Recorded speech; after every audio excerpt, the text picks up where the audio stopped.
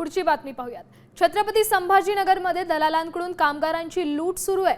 कामगार कल्याण विभागाच्या योजनेच्या नोंदणीसाठी दलालांकडून 1,500 रुपये आकारले जात आहेत। कामगार कल्याण विभागाकडून कामगारांना मोफत गृहोपयोगी वस्तूंचं वाटप करण्यात येतं। याचा लाभ घेण्यासाठी ऑनलाईन नोंदणी करणं बंधनकारक आहे, तर ही नोंदणी पूर्णपणे मोफत आहे। मात्र ऑनलाईन नोंदणी करण्यासाठी दलाल पैसे घेत आहेत। म्हणजे कसं आहे माहिती आहे,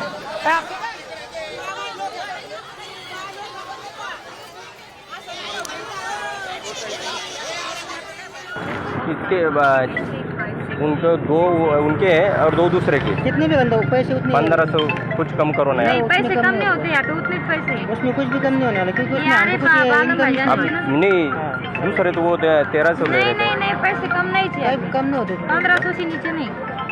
उसमें कम करके कुछ भी। ये लोग देखो कहाँ से आए, बैठन से आए लोग। और रंजनगांव के बुला रहे थे, वो पूरे लाइनिंग में बैठे ले टोकन लेके। नाम क्या है भैया?